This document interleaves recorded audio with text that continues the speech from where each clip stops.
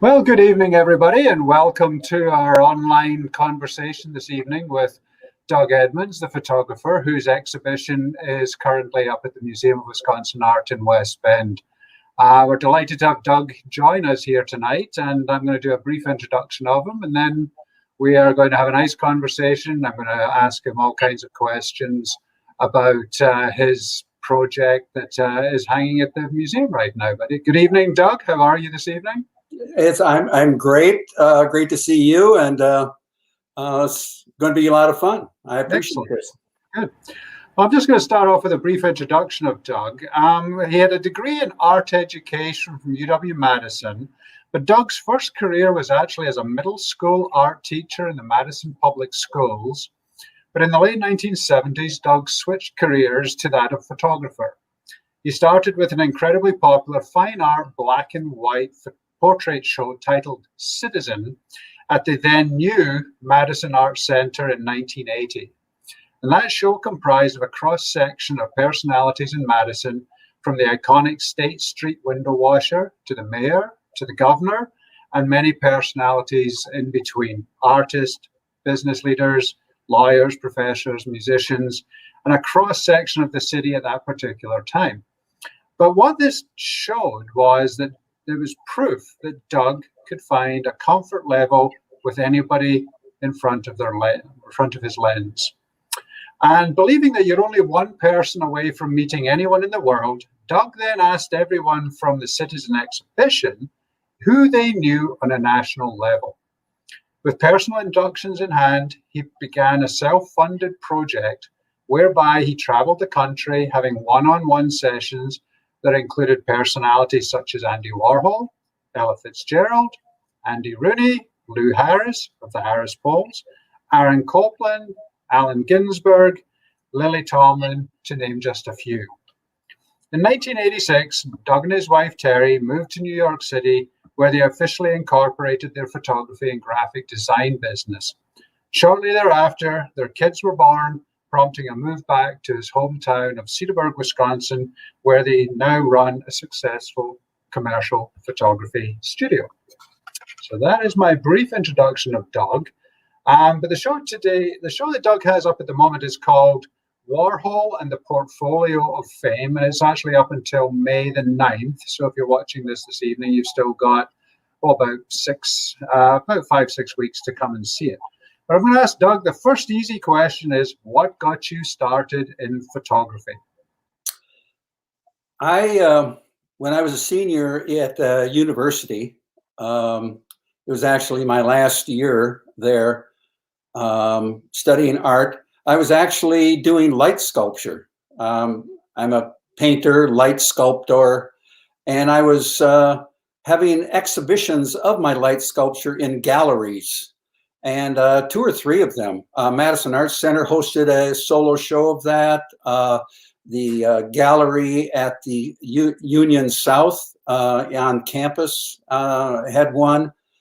But when the sculpture came down, they were environmental sculptures. So when they came down, it wasn't an object that I could pick up and walk out with. It had to be constructed piecemeal, right there in the gallery. And then when I took it down, it was just a pile of stuff, and you couldn't tell actually what it was.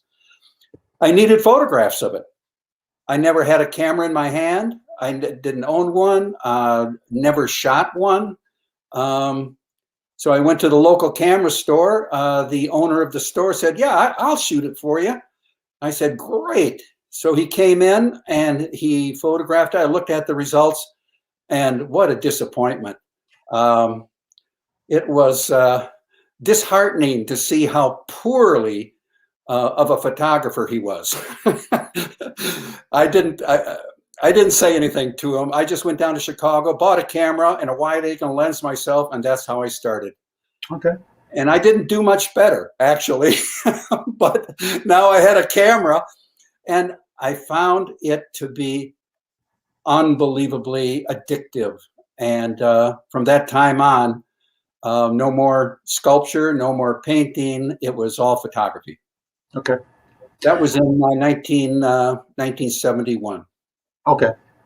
Now, I actually kind of touched a little bit on this question in my introduction, because I know what the motivation was to start the exhibition you have here at MOA. But what was the motivation really to start the Citizen series in Madison? Because really, the MOA show was an outgrowth of your Citizen show. So what was the motivation for your Citizen show? It kind of evolved. I had always been a huge fan of Richard Avedon. I mean, I've never had one class in photography. I had just graduated from university. I was not going to go back to school. But I was having too much fun with it, and there was no pressure involved. It was just a hobby, I guess you would say. But I studied religiously every book, every history book I knew. I basically put myself through school, and two or three photographers really struck me. Number one, Richard Avedon, a high-powered, incredibly talented New York fashion photographer. And I loved how he took photography and did unusual juxtapositions of things. He took high fashion models and high fashion outfits to the circus and had them photographed in front of elephants. And I mean, just the juxtaposition was remarkable and captivating. And then I saw his portraits that you see on the screen there. That's a self-portrait of him. And I saw, and that he shot mostly with an 8x10 view camera, if you can believe that. Shooting fashion with an 8x10 view camera. Whoa. But you see the black line, that's the edge of the film, and the pure white background. And so you had this starkness, this contrasty image that just stood on its own. You had to deal with the person. You weren't dealing with background, or it was just a study of an individual without any intrusive background and objects and that type of thing. Environment, if you will. That fascinated me. And at that time, I was photographing some of my friends. And I was doing some portraits. And I said, I'm going to try and copy. We all have to have an influence, right? Everybody's influenced by somebody. There's nothing new under the sun. So I said, I wonder how he did that, though. How did he get that white background, that black edge and everything? And so I tried to copy him. And so I came up with my style, his style, which is, I'm a plagiarist, I admit it. But I made it my own. And how I went about it and how I photographed the people. So technically, the white background, the thin black line that you see here, and I came in a lot tighter so that the photograph was not a frame. It wasn't a frame, it was a window. And so I considered that everything in behind that black line, it was I'm looking through a window. And if a person stood up, well, then, as you'll see later on with one of the Warhol images, I just photographed him from the chest down. So I didn't move the camera. So I had certain techniques that I liked, but I loved the white, and the thin black line and the very graphic nature of the black and white, which, and me moving in closer, we really began to study the individual themselves. I'm sorry. No, I had it noted down to ask you about your your idea, your concept of the window format. I'm sorry. I was going to ask you about your kind of concept of the window format that seems to be a hallmark of your work, and you're not moving around with the camera. The camera is essentially quite static. Correct. That was just an evolution, something that just happened. I was shot with a motor drive, and it and I just kept right on shooting. And so when he moved, I kept on shooting. And some of the most interesting portraits are the ones that you capture the person in between poses, if you will. Okay, put your hand in your, hand up to your face. Lean this way. Okay, now swivel in your chair. So in between those two poses, he might be doing something. I might catch him a little bit off guard, and that way I can, I get some really revealing types of things. But I kept pretty true to this style, and I still find it fascinating. And it's so simple. It's so graphic. I love black and white. It never gets old. These pictures were taken 40 years ago, and yet they have a very contemporary look to them. I don't think they'll ever get old. Right.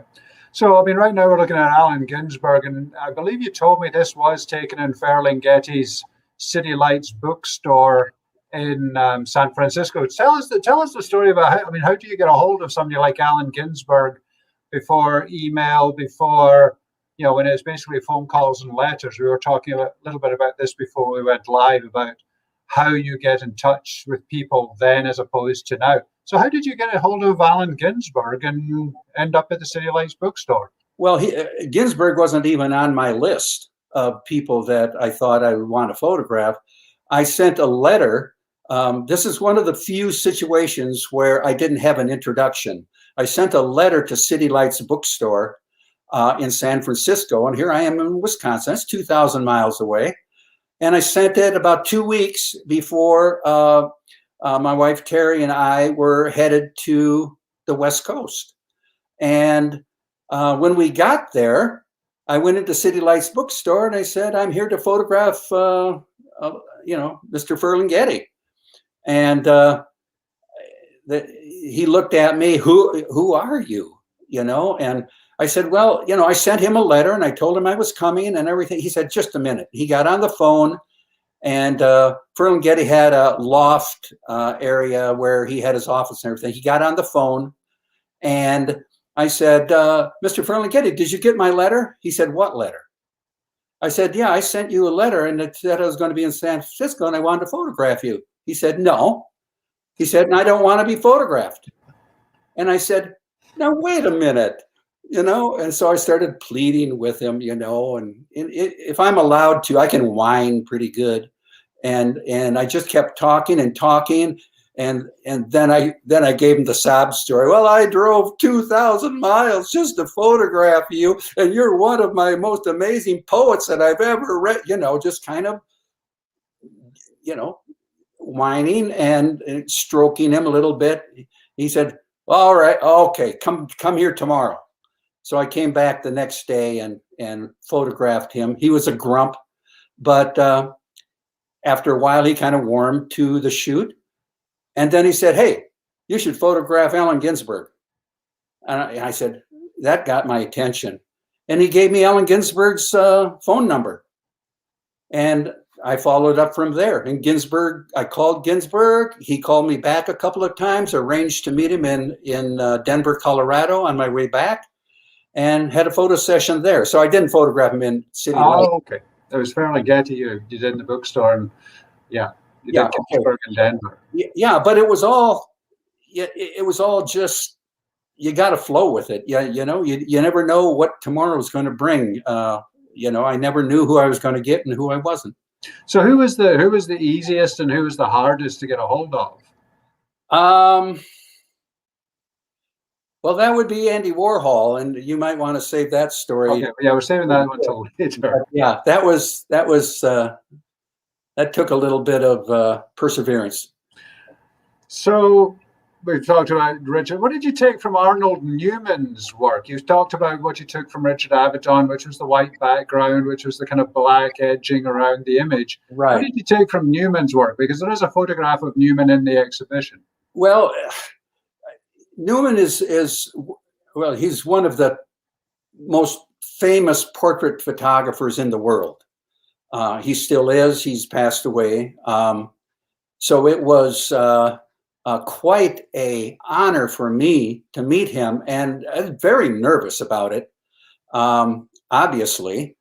And I can't imagine, well, I can't imagine why he took somebody basically off the street and would allow me to come in and photograph him in his studio in New York City. But the thing I liked about him, he's known for his environmental portraits, just the opposite of basically the kind of portraits I take. But he had such a keen eye for cropping. He would move his subject around in the frame. He would sometimes it would be tight, sometimes it would be off to the side.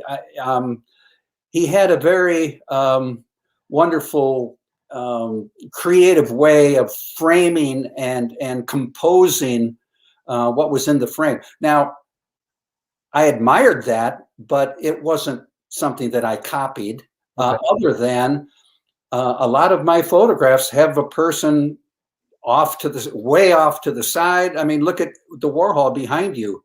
I mean, he's leaning, he's not centered. He's leaning off to the right side. And I just like moving the people around in the frame. And that's kind of like what I liked, what I got from Arnold Newman. Okay. Obviously, you know, each sitter was at their top of their game or a household name. I was just thinking about this the other day, the Bob Woodward. I mean, Watergate wasn't that far behind when you took the Bob Woodward picture. How conscious were you of being basically in the presence of greatness? And I'm particularly thinking here of the Ella Fitzgerald. I mean, yeah, I mean, by 83, maybe the peak of her career might have been past, but I mean, she's still one of the great American singers. So how aware of that were you? Were you intimidated by it, or how did they, you know, how were they to interact with? Well, that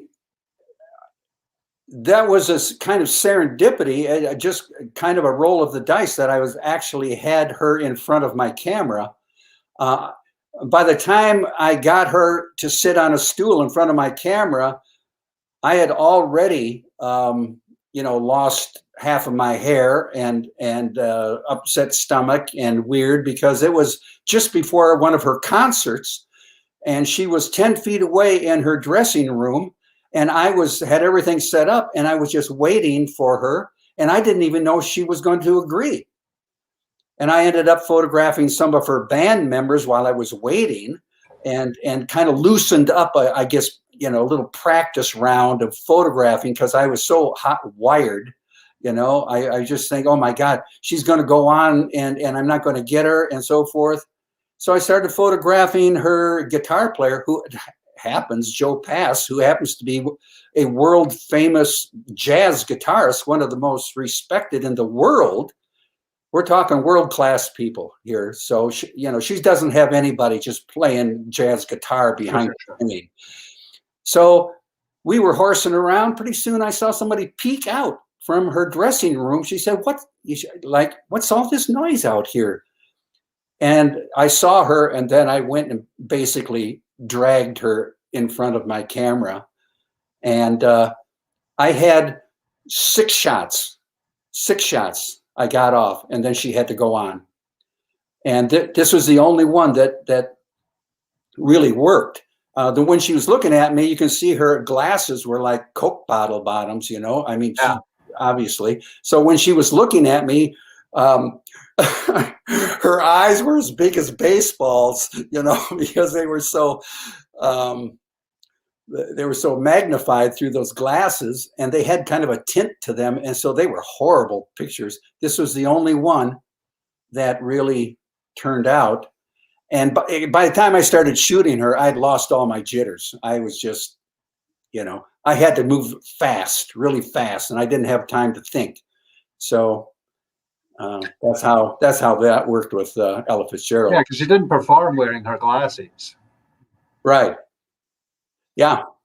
So who, you know, what in general, and feel free to throw a good story in here, what were the people that, you know, you said you kind of sometimes they were reluctant. They were kind of like, well, who are you?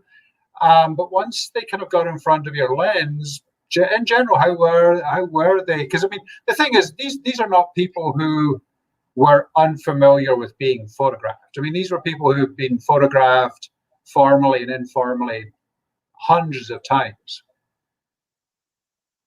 Yeah, I still ponder that.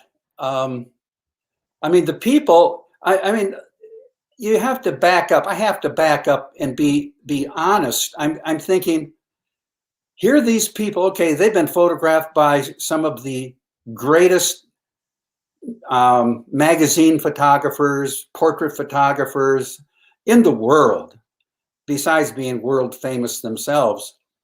And why would they agree to sit down in a special session? I mean, I could maybe get in the orchestra section of the stage and shoot, like people that shoot stage performances and that type of thing. But that's a whole different kind of photography. Highly skilled and beautiful work, but you don't have one-on-one engagement with them. Right. So this is a whole nother level. And I had scratched my head. Why would they agree to this? A lot of it had to do, I'll answer my own question, because somebody they respected recommended me. So it had to start out, I would say probably 95% of the time. I photographed over 50 to 60 people over 5 years. And so the list is, there's quite some impressive people on there that the names haven't even gotten, we haven't even mentioned. But most of them came from recommendations. Okay. And, but still, they had to be sitting there saying, who is this guy? Where is he from? What are these for? And who are you with? Who are you with? And I would have to shrug my shoulders, but nobody ever put me on the spot. Once I met them and engaged them, well, it's just how I engaged in the shoots themselves. I never gave them a time to think.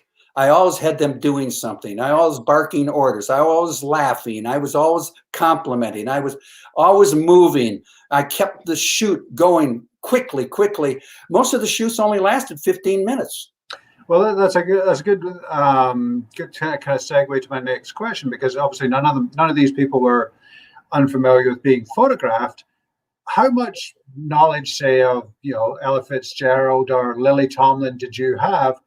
And then expound a little bit on this. What was your modus operandi to engage with these people? And I know you've got a good story on Lily Tomlin. Yeah.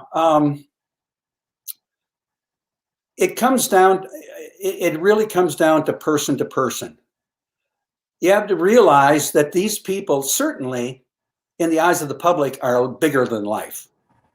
Clearly. They're on TV. They have movies. They're major performances. Their fame and fortune and all of that stuff. In some of them are legendary, but they all are familiar with being at the top of their game. They in whatever discipline they were. And I photographed also not just the people in the arts, but I photographed top heart surgeons and government people and people from world famous psychiatrists. People I didn't even know exist, frankly. And so when I get into their presence, it strikes me, my gosh, they're just people. These people didn't walk off from the stage or out of the movie screen to sit in front of me. They're just people. I mean, now Lily Tomlin came out. I shot her here in Milwaukee at the Pabst Theater, and she was on a tour, a one-woman tour. I can't remember what it was called. It had but she was just one person on a stage with a microphone. Whoa, that takes really talent. But so I set up all my stuff on the stage and waited. And I'm thinking, oh my gosh, another one of these Ella Fitzgerald things. Oh my gosh, she's just an hour or so from going on stage, and I've got to get this shot, and I got to get out of here. And I said, well, what is she going? Is she going to have makeup on and everything? She came out with wet hair and wearing a bathrobe. She was just taking a shower, and she knows she's going to have her photograph taken. I'm thinking, who does that? What woman wants to be in front of a camera and knowing that it's going to go up in an exhibition someday? I thought it was going to be sooner than 40 years, but who's complaining? And so I said, are you thinking, my God, what am I going to do with this? How am I going to make her look good? She's a movie star. I said, you got to make them look good, right? And so she just came out and she just stared at me. She said, what do you want? What do you want me to do? And I realized, oh my gosh, now I'm a director. And that's when I realized she needed motivation so that she could plug into, so she could identify with some kind of a role. That's what she is. She's an actress. Right. We talked a little bit about this, about the whole kind of concept of showtime, because when she's in front of a camera, it's showtime. When you're behind the camera, it's showtime. And that's when the magic starts, because everything else up to that is kind of nail biting. Gosh, what's going to go on? Is this going to happen? Is that not going to happen? There's so many unknowns. And then something happens. If I can engage them in a way that they're not so self-conscious, if I can get their mind off from themselves and onto me, maybe I can catch them in between. So, get some expressions that aren't manufactured. And so that's why I'm always talking, always directing, always laughing, always questions, always kind of picking on them a little bit, and that type of thing, and get them kind of loose, if you will. And also, it really worked with her, because as soon as I said, there's a stool over there, oh my gosh, she's finally got something she can interact with. So she sat on the stool, she started spinning around on the stool, and then she got off, or she leaning on the stool, and we did all sorts of stool pictures. Then I gave her a broom. I saw a broom standing, off stage. And I said, here, let me grab that broom. Here's a broom. And so now she used it as a mic. She was pushing the broom, and now she was a janitor. She got into these roles, and you'll see a kind of, some of the older crowd, if you're listening here, you see this jughead type of souvenir hat that I happen to have. I had to bring a couple of little things that maybe she could play with. And so she stuck it on her head, and now she started horsing around. She laid on the floor, she rolled around, she hugged her knees. And, in 15 minutes with a motor drive and somebody that's taking orders and doing the stuff, I can get a lot of shots. I must have shot 3-4 rolls of film. Bang, bang, bang, bang, bang, bang. And then it was done. But when I get behind a camera, I realize I'm in my element. I lose all self-consciousness. I lose all nervousness. I begin to see composition. I begin to see expressions. I get a sense of what would look good, turn this way and turn that way. And it's just a natural thing that I realize after 40 years, I know I've got the ability to do that. Well, the motor drive thing is interesting because not only is the exhibition down in the State Gallery, but on the large TV monitors we have in the atrium, all of your Andy Warhol photographs, you've kind of segued them all together into almost like a little mini video, and you can kind of see Warhol moving around in Right. the studio, because there's basically four Warhols in the show. So this, Warhol is kind of the heart of this exhibition, and it actually relates to another photograph, the one of Henry Geldzahler. And this is to me the great story of how you got to Andy Warhol and how you shot Andy Warhol with your camera. Yeah, it's an interesting thing because, as an art student, I was very, very aware. Here you see the picture where you see him standing up and leaning down. You get the idea where I was talking about the window. He was peeking through the window, and then that was just a technique I had. Actually, I kind of copied that from another photographer called Dwayne Michaels, who had kind of a storybook, cartoon storybook. You've seen those cartoons, like Jules Pfeiffer was really good with those, and Dilbert and that type of thing. They have these storybook like comic book kind of thing. Anyway, the art director at the Madison Arts Center wrote a letter to Henry Geldzahler, and I'd never heard of Henry Geldzahler before in my life. Happens to be one of the most respected curators in the world, and at the time, he had just finished being head curator for 20th century art at the Metropolitan Museum of Art in New York. And when I met him, he was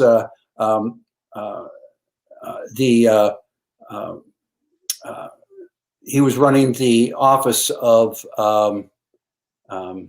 the art office for the city of New York. So he agreed. He agreed to take a look at my portfolio. He was a friend of the art director in Madison. And so I went there, and he liked very much my style and everything. It was really, I just have to throw this in because another Madison photographer who had been doing very, very well. You would recognize his name, but I'm not going to throw it out. But I showed him my stuff, and he said, "You go into a museum, they're going to throw you out. This stuff is junk, And besides that, what are they going to say? You're copied Richard Avedon. So what's so new about your stuff?" Well, that didn't sit very well with me. But what am I going to do? He was right. I said, "Whoa, you recognize that?" But the thing that Geldzahler said after he saw the portrait that I did of him, he said, "I really like my picture. Your work is like no one else's." And so he saw something unique in my work, and I was very, very honored to have someone like that say that about my work. But anyway, we got done with the shoot. He said, "Hey, how would you like to photograph Andy Warhol?" Well, my ears perked up pretty good. I hadn't realized that he was so close to Warhol. One of his very closest friends, and had been one of the first people to bring Warhol into the mainstream gallery scene at the very early years. Well, I said, "Oh, that'd be great." He never gave me a phone number, or he never gave me contact information. He said basically, without saying it, he said, "Use my name." So I had to figure out myself, how am I going to get to Andy Warhol? I called to, he had this magazine called Interview, which was kind of a rag, gonzo pulp magazine that Warhol basically edited. It was his magazine. It was kind of the cutting edge of the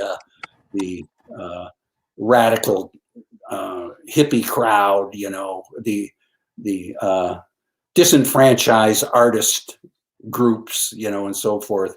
Warhol was really off the charts weird very early on until people and something like that finally went mainstream. Would you believe it?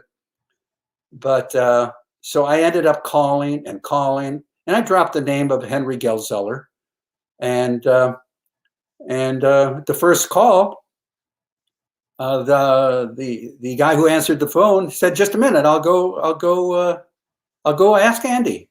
And he was gone 5 minutes.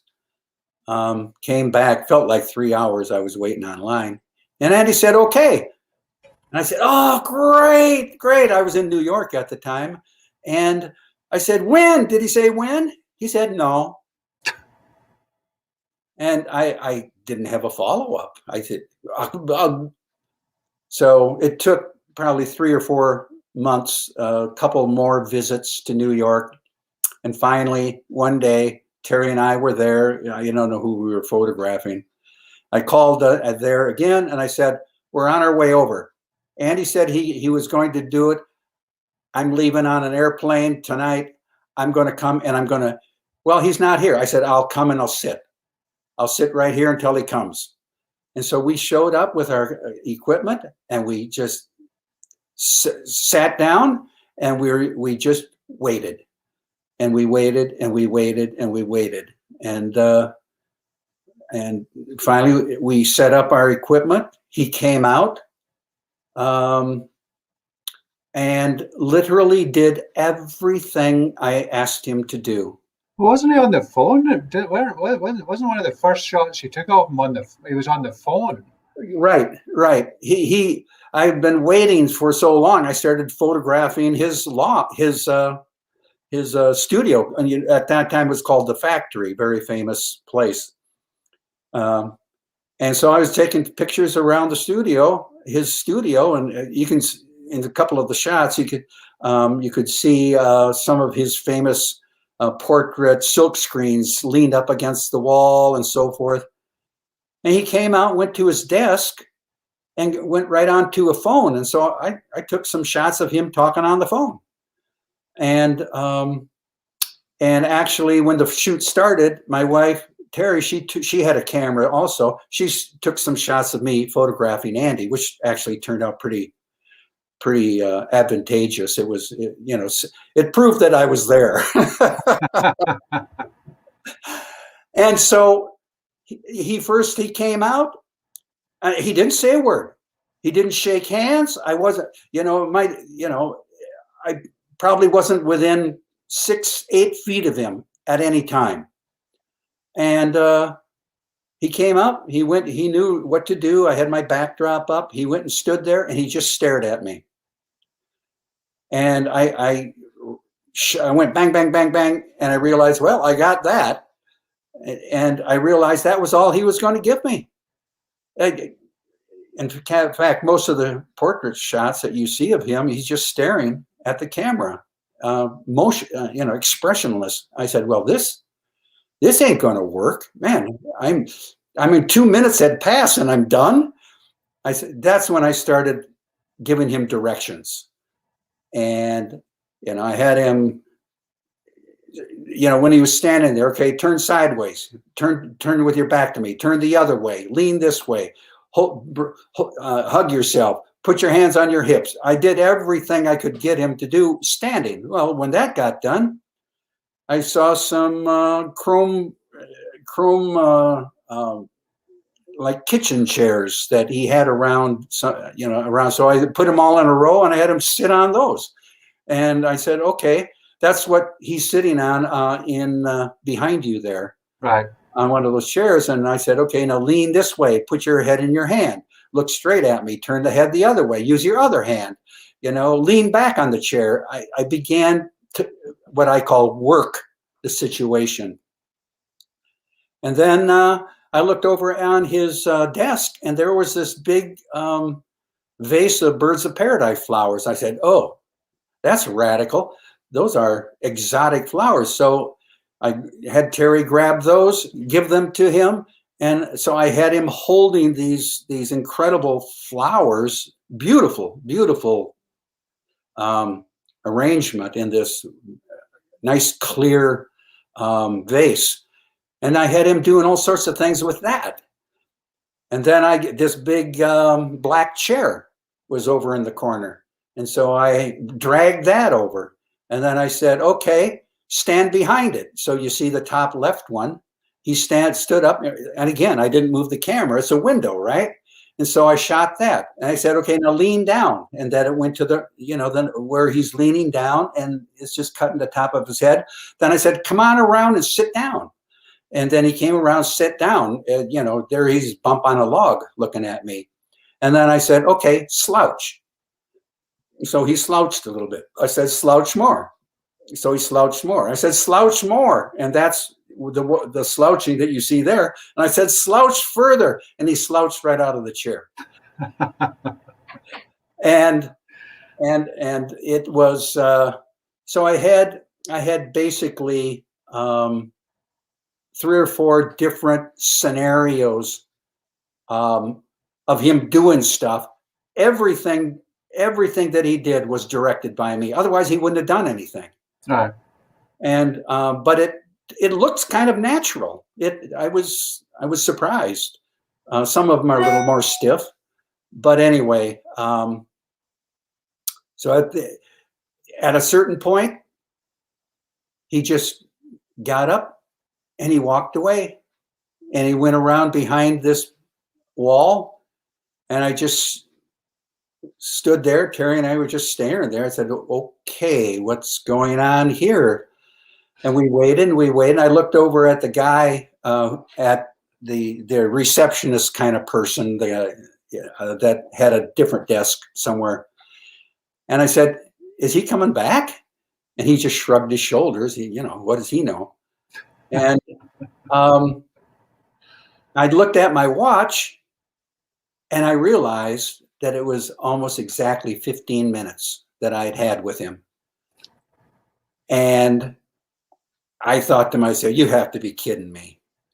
One of the most famous quotes that a lot of people have heard it, some of them don't know it came from Warhol, but he once said, someday, and this isn't the exact quote, but he says, someday everybody in the world will be famous for 15 minutes.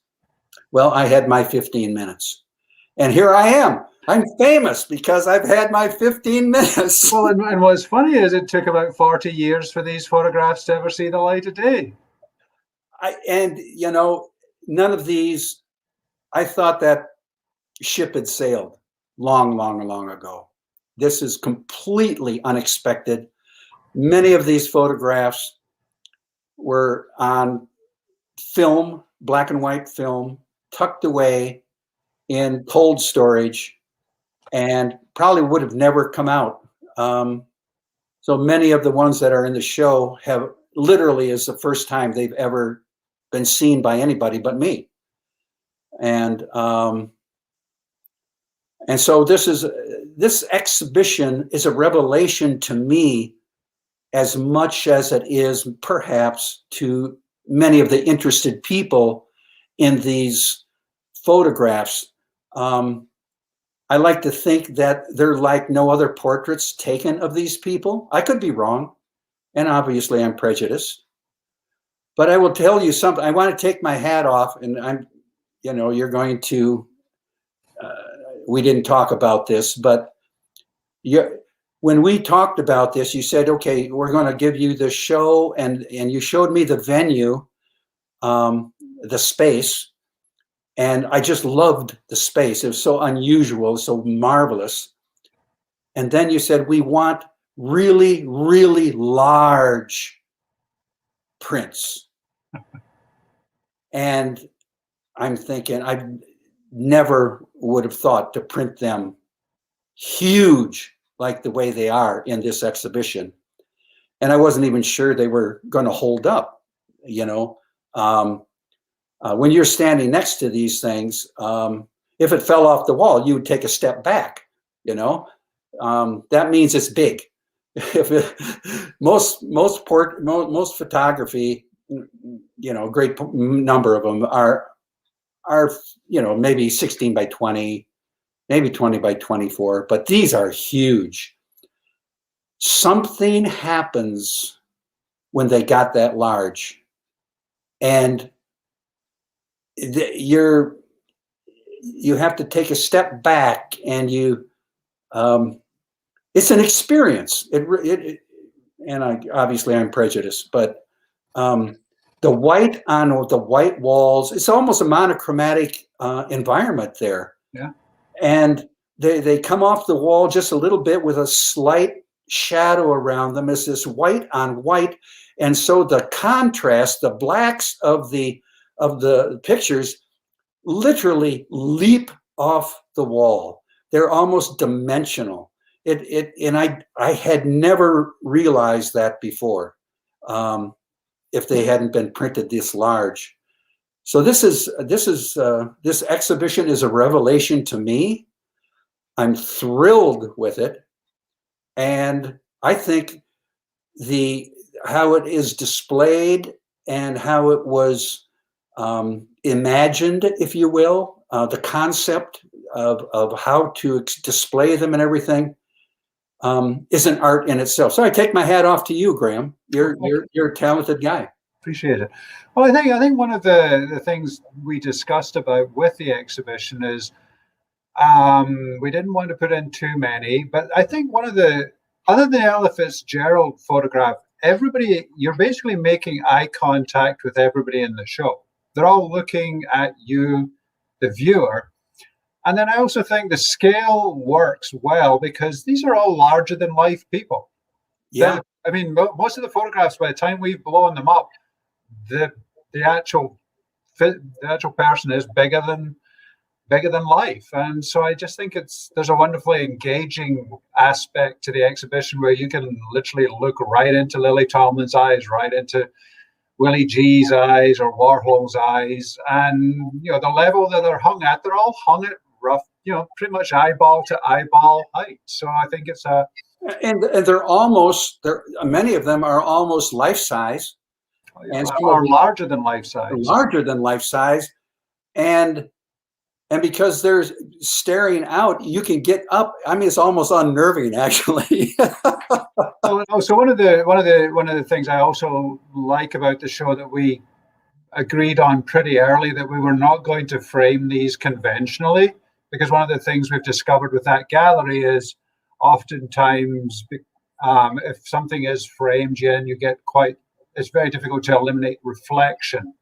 And because they're just basically the photograph, pretty much a raw photograph mounted on board, there is no barrier between you and the subject matter. There's no reflection. It is your eyeballs to the photograph. There's nothing in the way. Yeah, it's they're very tactical. But the people that are listening, if you're those of you who are hanging on to the bitter end here, excuse me, bless your hearts for. I really appreciate everyone who decided to log on and share this little interview. You brought up something which is kind of interesting, because something happens with time. I'm so far removed from when these took place. It's almost like somebody else did it. Obviously I did it, but that really personal, intense, where I really feel, that I relive those shoots and those situations. It's so distant now. It's like, 10 years ago or 20 years ago, when you went on that long trip to Hawaii or Europe or somewhere, and you have the pictures and you reminisce about it, but there's nothing like the immediacy of experience them shortly afterwards. Well, after 40 years, it's like, talk about a distant memory. And so I've been catapulted back into that time, and this is getting way too introspective, but something happens when you reminisce about something, and you come to understand how you've changed and how you've evolved, if you will, your mindset and the things you thought that were important and all of that stuff. And after 40 years, after living my dream as a commercial photographer, flying all over the country and Canada and shooting for major corporations and advertising agencies and that type of thing, and doing it here in Milwaukee also, and raising 3 kids and buying a house, just the things that people do. I lost track of what it was like to live the life of an artist 24/7. Okay. Where I was the only important thing in the world other than my wife. And I had no idea what the future was like. And, everything was out there right for the picking. And it's just interesting to reflect back. Do you think you could do a project like this today? Well, I could do the same quality of images, probably technically even more. I'd be more confident. I mean, there's a lot of things that would make it, a very worthwhile thing to do.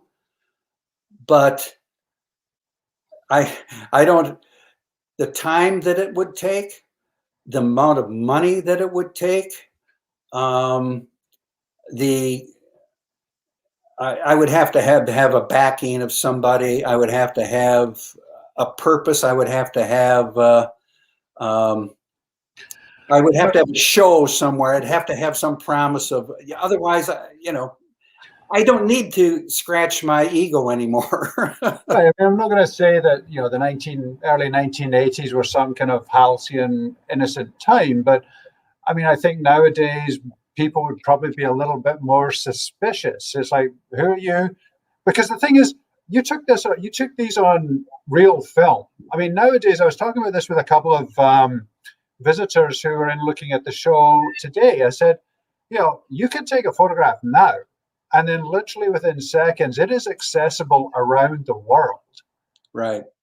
In 1981, that was not the case. You were capturing these on film, and as you say, a lot of them went into pretty much cold storage for 40 years. We live in a different world today in terms of the dissemination of images, and I don't know if you could do it again today. I think there's more gatekeepers. There'd be more. Who are you? What are you going to do with these images? Right. I just don't know. Yeah. Couple of quick final questions. What influence did this project have on the rest of your career, if any?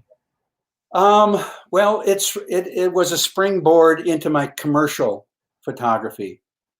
Actually, that started right after that first Citizen show in 1980. It was such a success. It was such a.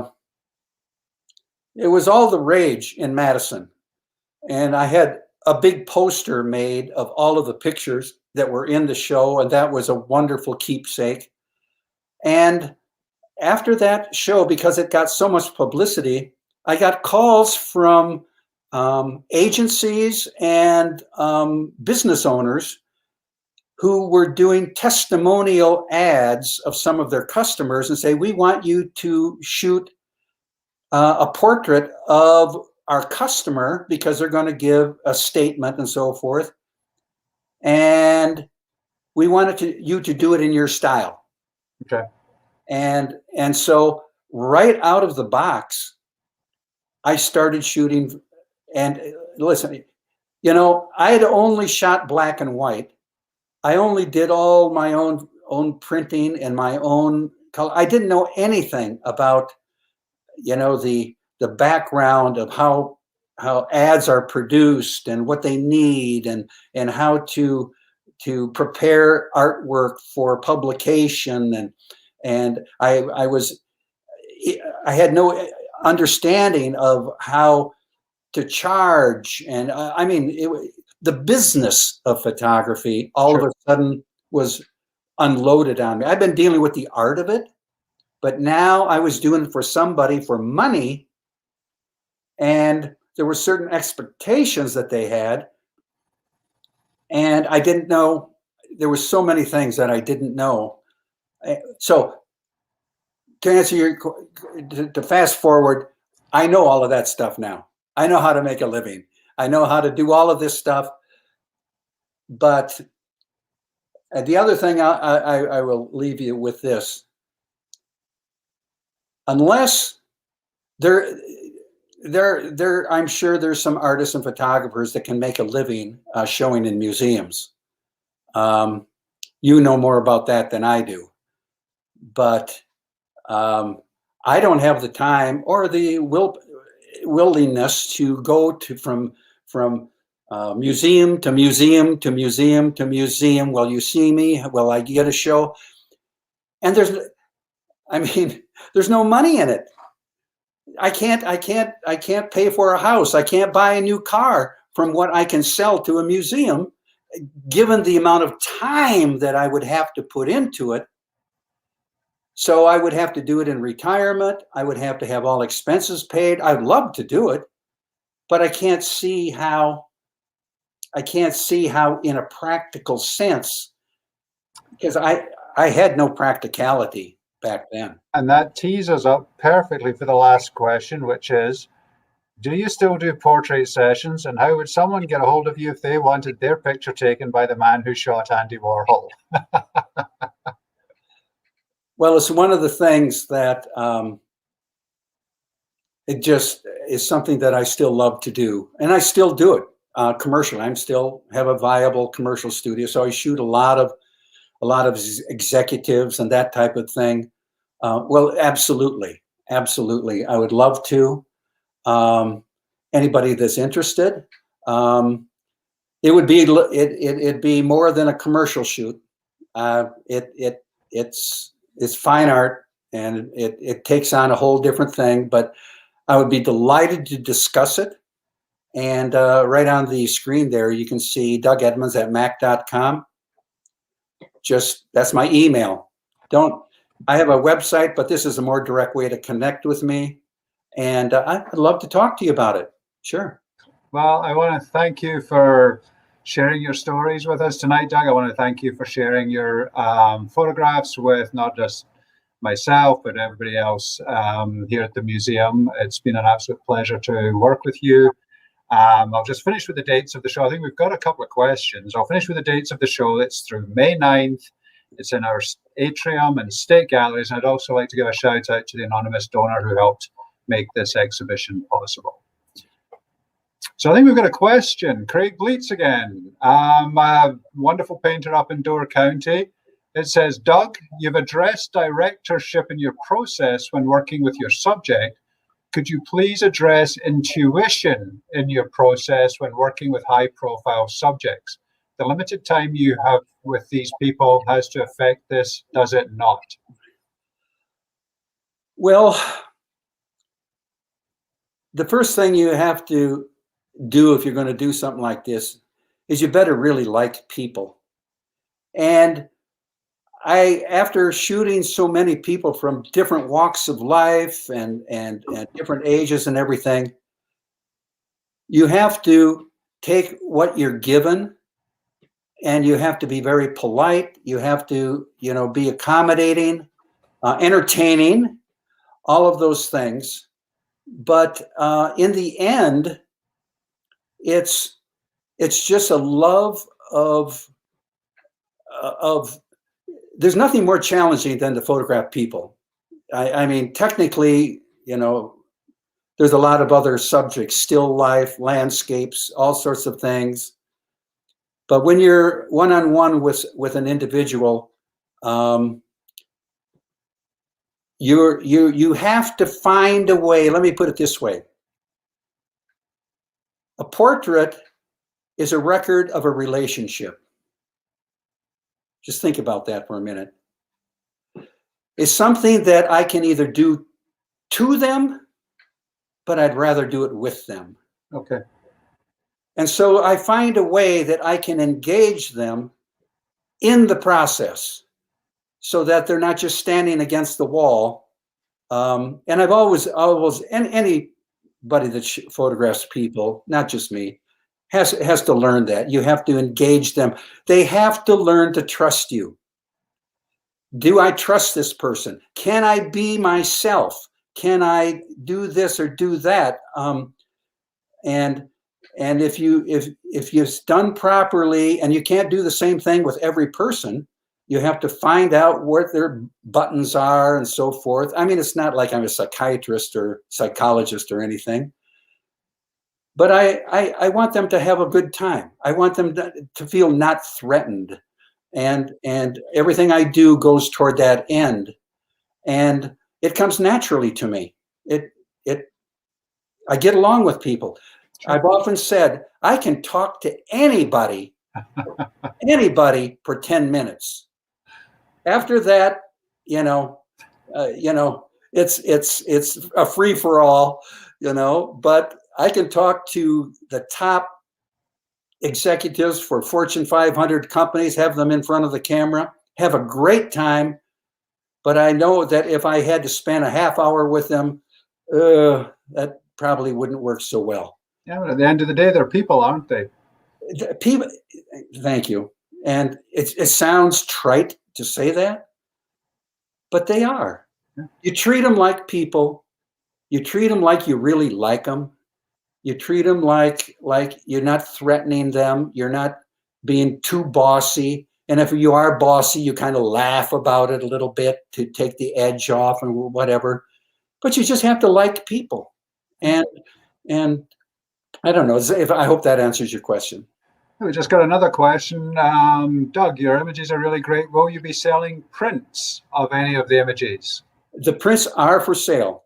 They just contact you directly through your email? Yes. And I won't throw out money. They're pricey, but they are limited editions. Okay. Which means that you're going to get an edition. And when that edition is done of that particular portrait, it'll never be printed again. Okay. So that makes it a little more valuable for collectors, for instance. But yes, they're for sale. Okay, thank you. So that's it. I think that is it for this evening. Again, thank you so much for your time, Doug. Thanks for your pictures. You're welcome. It's been a pleasure to work with, and I'm sure we'll see you in the gallery over the next 4 or 5 weeks. I sure appreciate it. Thank you, everybody, for logging in. Yeah, thanks, everybody. Thank you to everybody who logged in tonight. I hope you enjoyed it. I hope you found it worthwhile, and come on by and see the images. Thank you again. Good night.